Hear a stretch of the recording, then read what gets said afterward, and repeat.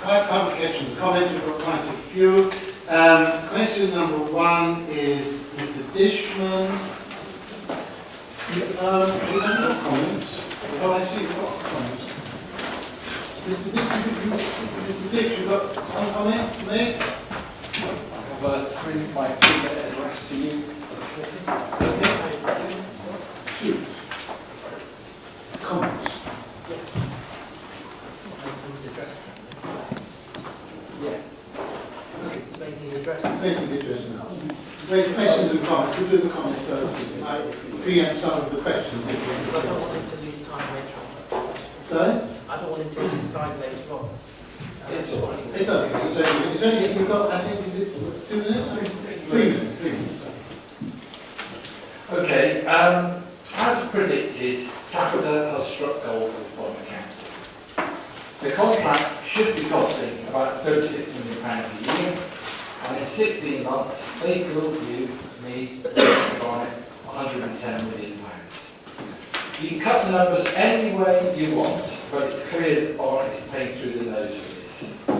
Special projects, game share, interim services, all ways to grind out more money out of this contract. But are we getting a better service? Well, people waiting over an hour at Prototype Library. People who are trying to sort out their council tax with a call centre in the country probably wouldn't agree. Using the reference point for improvements for the period immediately prior to the handover will always make an income contractor look good because you've run services into the ground. Well, so many staff leaving because they didn't want to be made redundant. Some of the large contracts aren't being managed well, and Commensurate is a good example. They were paid £1.25 million as an advance payment for Christmas, and that's on top of the £1.4 million they billed for agency staff. Now, Capita were paid £273,000 to renegotiate the contract with Commensurate, and basically that was about squeezing agencies' commission. Now, the problem is there's no focus on reducing overall agency spend, which is continuing to rise at a time when it should be plummeting. The problem is I don't get a sense anyone from the council is actually checking what and why we are making these huge payments. I don't get a sense that anyone in the council is probing the performance figures. I don't get a sense that enough resources are being invested to actively manage the contract and make it work for Barnet, not just for Capita. I urge you all to read the article in today's independent newspaper involving Capita, which illustrates how important it is to actively monitor and manage very large contracts, and how small suppliers can end up being squeezed, and how you can end up paying more for a service than you previously did. Without people like Mrs. Jacobson, Mr. Dishman, myself, I get the impression that no one who voted for these contracts would be asking any questions about them. So prove me wrong tonight. Show me that you are prepared to ask challenging questions. I shall be keeping at it. Thank you. Okay. Anybody else making comments on the comment? Mr. Chairman, I would have thought that if you look at the resident satisfaction survey on page 78 of the papers in front of us, that shows an increase in resident satisfaction from autumn 2013, when it was 63%, to 71% a year later, which would seem to suggest residents of this borough are pretty happy with what's going on. Seems to. Well, it seems to. Everybody seems to. It's got a sense. We've all got senses about what's going on. But sometimes the whole facts are in the paper, not all kinds of senses. But that we need to make a position where people's senses perceive the right position there. So that's what we've got to work on. That what people sense is what is actually right there, not what just people sense out of the blue. But still comment. That's just a comment. Reema. Excellent bit of there. Excellent what? I really wanted to take issue with your points, because I think that Mr. Dishman's point relates to the amount that's been spent on the contract and keeping a close eye on that and of course the relationship between what's been spent and outcomes. But we are looking at that issue, not the issue of resident protection, although that's very important. Do you want to say something? Could you elaborate more on the agency spend and what particular areas you think that the agency spend is higher than what it should be, and where you think, on what you think the agency spend really ought to be looking more like? Okay. On that one, it's a really good question. And if you look back historically to where we were in about 2010, the agency spend was less than half of this today. Now, you can understand the council actually incurred a lot of agency spend in that interim period between announcing that they were going to appoint Capita and actually Capita being appointed, because lots of staff were left at that point. So you would expect agency spend to be rising. But the whole point of this contract was to transfer staff over to Capita. Capita have got their call centres. I see very interestingly in the responses they're struggling to retain staff, and maybe that's because cutting staff wages and employing people on low rates of pay in the north actually isn't a great way to hang on to people. The other thing I would say is the lack of transparency. Now, historically, we used to get a long list of commensurate payments. Now they're all consolidated into 3 or 4 payments. So actually it's incredibly difficult to understand what that agency spend is being spent on. It's not clear, and that doesn't help anyone. But when you look at the fact that we were billed 1.4 million in the month of December, and that the current rate is running at over £13 million a year on agency spend, to me, I would be asking some very serious questions. What on earth is going on that we're incurring so much in agency spends 14 months in to a contract which was supposed to address all of those issues? I think when you talk about this, not retaining staff up north, we, Councillor Mittra and myself and Councillor Cornelius went up north and we looked at Capita, and we spoke to the staff there, and you can't say they were very disenchanted. They were seemed a happy bunch. They're doing a good job there. So let's not get carried away by this. What you're saying is a sense of what you're saying that they are not happy. They seem to be rather happy or very happy. Says it in my response. You really have to take very time to questions about this, so it's up to you to carry on if you want to. I will raise the point. These can be responded to a lot in the main meeting. Okay, so if we can, thank you, Mr. Dishman, we have taken the item to the table. Thank you.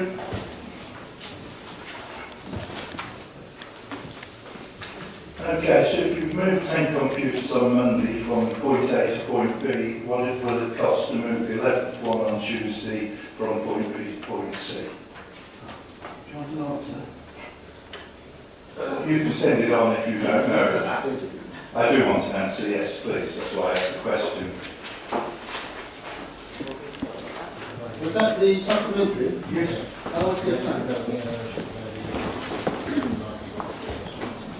Anna?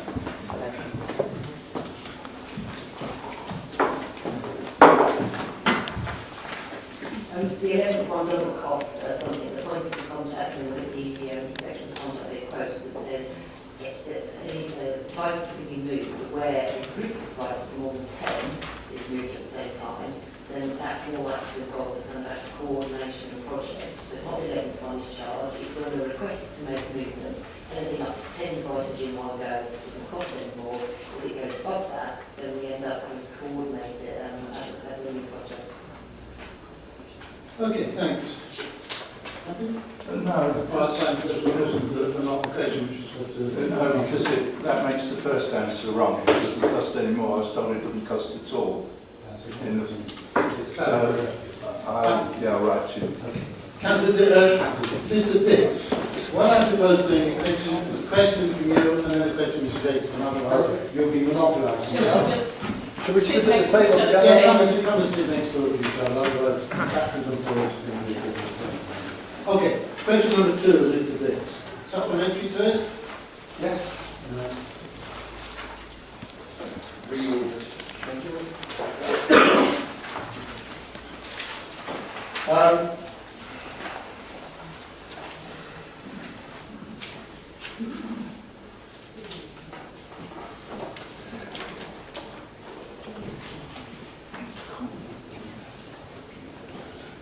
Given that it's stated interim measures, and that actually the interim measures only amounted to less than £1 million of the overall bill, why did we pay so much in the first place?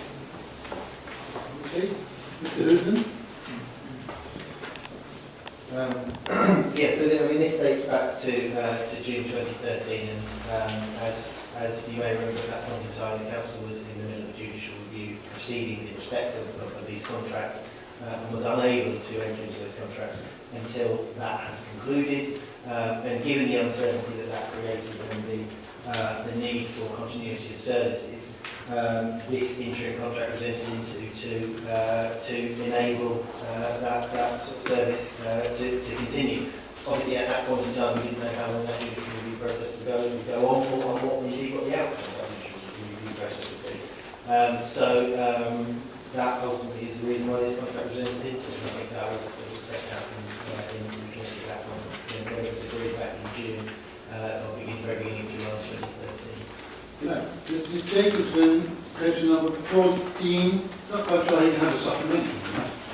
There is No supplementary. Now, Mr. Dix, question number 3.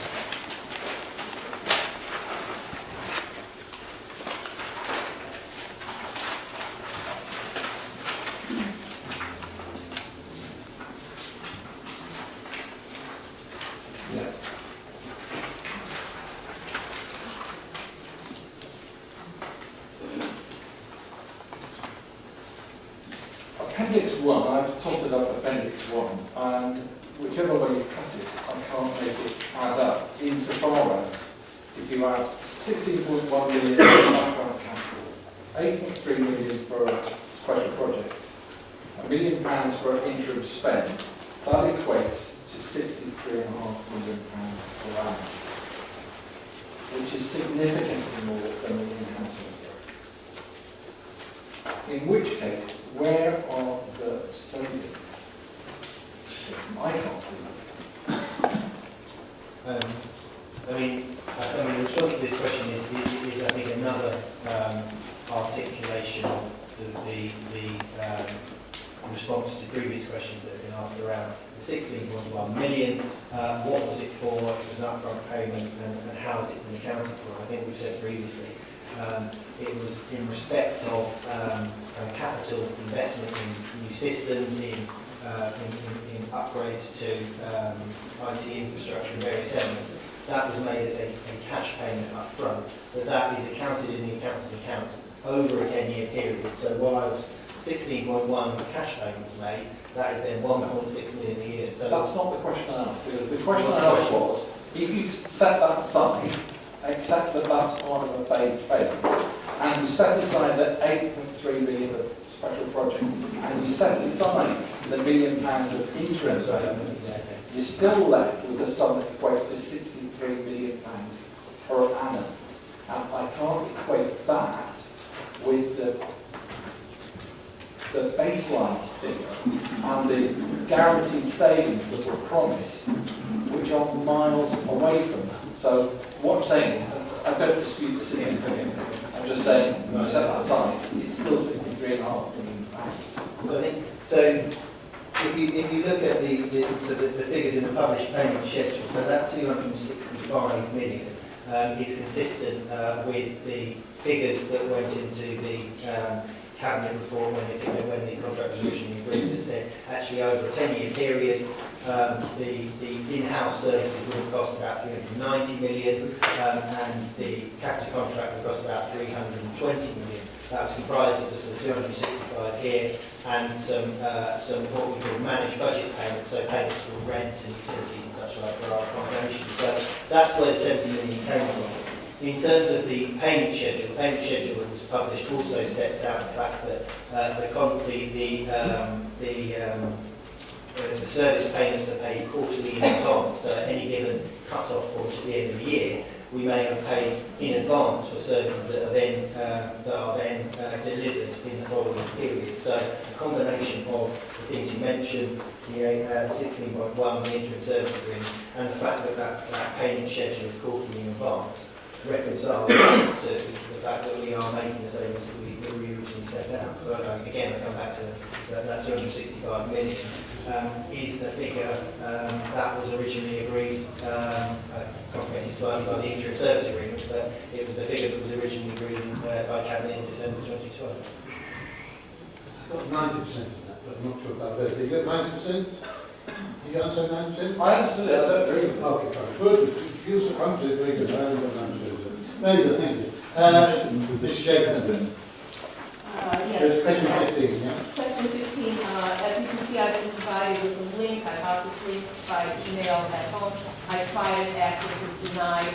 It would be helpful if when a link is provided, you could actually get the access. So in this case, I asked you to provide me with a new link or send me the report that's mentioned here. I'm just looking for information. It is not helpful. If you copy and paste it, Access is denied is not the same as you can't find the page. it's the general functions committee thing.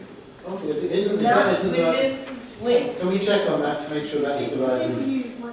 Yeah, can we check on that to make sure it's the right link there? Yes, and if somebody could just send me. And send you the correct, I mean, it could get dropped out, you know, anything can happen in this thing. But as Councillor Patrick says, you can, did you paste it or did you type it in? I linked it. So you I got to the site, and it didn't work it out. said access denied. It did not say we can't find the page, it said you cannot read what is here. It's different. Oh, that's fine, take it then, we'll sort something out. Mr. Dix, question number 4, supplementary. Given that all these special projects are given to us by right, how can you judge if you're getting the best value without any form of competition?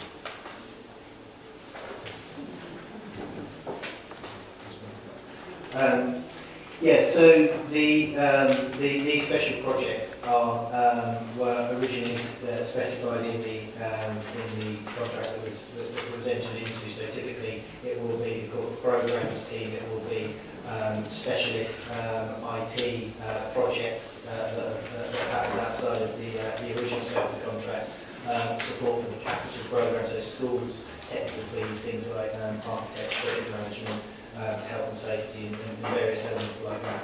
All of those, all of the rates that are payable under those were specified in the contract and were part of the tenders that we asked for from BT and Capita at the point in time at which we went through that original process. So, ultimately, when you are contracting and you are trying to ensure you're delivering value for money, the procurement and the element of competition ensures that you're getting the best possible deal. So both Capita and BT were challenged to put good deals forward when setting their day rates out. So that is how we ensure that the day rates we're paying good value for money. I think, and coming back to previous arrangements we have perhaps with Genesis and Clean Power, the rates we have with CSG are significantly lower than they were there in terms of our ability to drive that through the competition. I think, for an ongoing basis, heard your concerns around contract management, and we'll come on to that in a report we have later on the agenda. But whether it's my team in terms of the finances or whether it's the commercial team, we are reviewing those projects to ensure every time that they come forward, they are in line with the contract and they are demonstrating value for money. So there's an ongoing operation to ensure that happens, but the original procurement ensured that we had value for money from the day rates originally. Okay, Mr. Layton, question 16? No, thank you. Thank you. Mr. Dix, question number 5.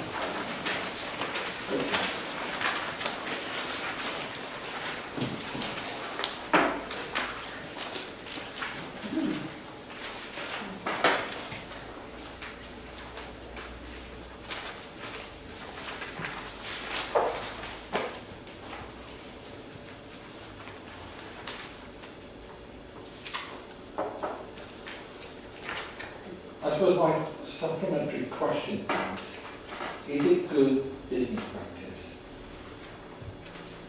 No, I've answered that. And you haven't answered it, whether it's good business practice to pay people £250,000 up front on the promise of the contract. You haven't answered it. But I just find it staggering. So I won't ask a question, I'll just gasp in amazement that you would pay somebody. It's not a question. Mr. Jacobson, question 17. Supplementary on that one there. No, good. Question number 6.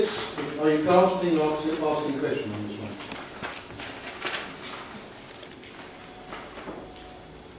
I'll just gasp. Gasp with it. The fact that 2,500 calls were abandoned on the council. I think it's appalling. Right. Mrs. Jacobson, number 8. No, thank you. Thank you.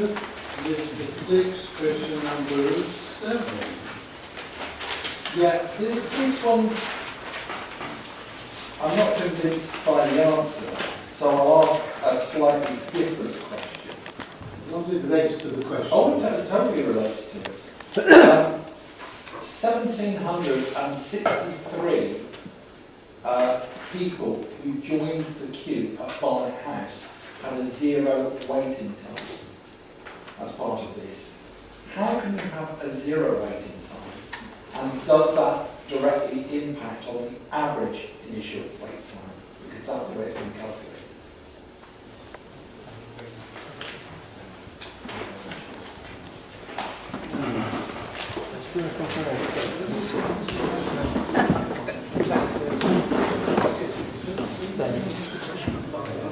Because I read the detail pages. Thank you, and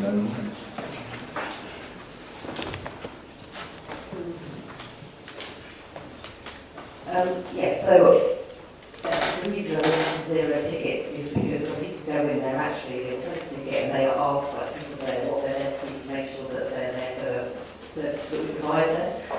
So it actually we say to people, for example, in our only used to run an office from there, but they're no longer there, and those people will then leave the building and they will have no overtime. So we do a sort of triage on the door. But in answer to your question, yes, 0 tickets will affect the average waiting time, absolutely. It's actually a false measure. It's the same measure we inherited and that's always been used in the Mrs. Jacobson, 19. Yes, doesn't stop to be false. On the one hand, according to this answer, you're consolidating I don't know how many roles, and on the other hand, you're creating 10 new ones, seemingly, instead of using people who already exist to do this work. Question is, all these new roles that you're creating, I'm wondering, will these people be redundant when you've sold off all of our services, and how much will their pay and redundancy cost?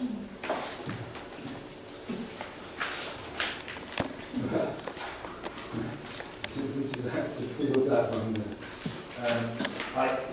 I mean, I think in terms of, so the report that went through to the Conscience Committee about the new commissioning structure is setting up a permanent arrangement in the council for the continued commissioning capacity we need. And, you know, that report set that out in detail. There's clearly no intention for that to be a temporary resource, and there's a result in redundancies certainly in the short term. That's something that is the way that the council is setting itself up for the future. So, But if you're setting these people up to commission things, and then you finish commissioning everything, and there's nothing left to commission, they don't have a job anymore. They have a self-suicide here. Well, but I think there are always things. So commissioning is not just about contracting, and whereas contracts come to an end, new contracts will need to be recommissioned. So there is an ongoing commissioning task that involves ensuring that the council's got the right priorities, the right outcomes, the right measures, the right contracts in place. And as you set contracts up, other ones will be coming to a close. As you have set outcomes and aspirations in one area, you'll be reviewing them somewhere else. So I think it's a fairly ongoing process. Certainly been, it's Is the next question number 8? Yeah. Given that PSG don't operate an end-to-end process for street-based services, why on earth are we routing calls through them? Only 20% of them are actually being resolved, given that we are paying for all the calls that are routed through the CSG call centre. I don't understand why you don't just route them directly to street-based services. Let's stick around there and I think some of this, Anna would confirm, but I think from a post-contract bailout perspective, but the contact centre as it was configured before the contract went live, we went through a process of consolidation of bringing different teams together into the contact centre with a push as far as possible to try and get contact resolved at the first point. It's that which is one of the most significant challenges that we get to fully address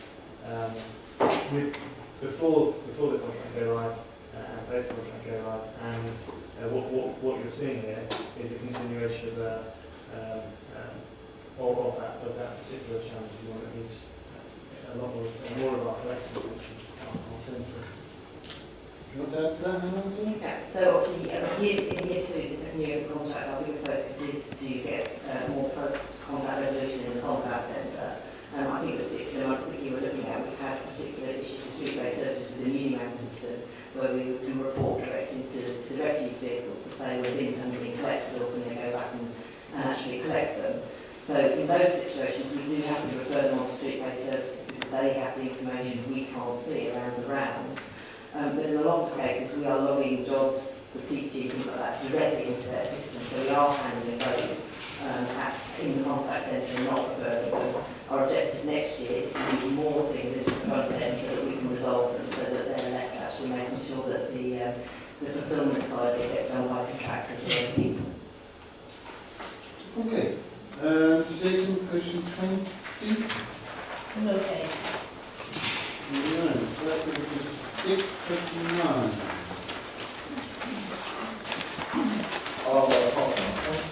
Okay, Mr. Jason, question 21. Yeah, go to the supplementary. No, okay, no. Okay, fine. Big section 10. Yeah. My question is, if a third of your KPIs are in a negative direction of travel, surely that is a problem. So I think in the report we pick out both what the actual target is, progress towards it, and if the target has been achieved, what the direction of travel is. So we're trying to filter the two things. Whatever ambition that was set through the corporate plan agreed by Capita as was. The reason what we do a filter on both parts, and you can see some of that come through the report. I think what we mostly focus on is have we achieved the target, or are we seeing significant deterioration in service performance. I think you can see some of the examples where we've picked out challenges like customer service performance this quarter, where performance is higher than historic capital, warrants particular attention. It's all transparency. Mrs. Jacobson, question number 22. Yes, if say people are not resurveyed, then the results are not of a like-for-like comparison. So this person isn't saying, I am that much more satisfied than I was the last time you asked me, which may be the way you do it, and maybe the way you've always done it. But can you now understand that when people see what the basis of that is, they will regard such survey reports, rather than the surveys themselves, the conclusions on them as either false or unreliable? So just to confirm that we're talking about, for example, if you were to complete this survey in one of the contact centres, you're effectively you're making a simple choice of whether and agreement whether you're satisfied with the service as you received it at that point in time. It's a measure of the transaction rather than a deeper survey. It's a series of interactions between the council and the customer. I think the intention of having that type of method was to be able to capture at that point what is the experience like of a particular service or a particular period in time. There is an awful lot of merit in the other type of surveying that you've spoken about, which is about looking at interaction based with our customers. But we, at the point in time we created that piece of infrastructure, we didn't have the technology to allow us to use that. So things might change. Okay. Thanks, yeah, I think that brings us to the end. Unfortunately, we can't do the rest of the predictions. Jacobson, will we defer to another time? Okay. Any members' items? I don't know if there are any.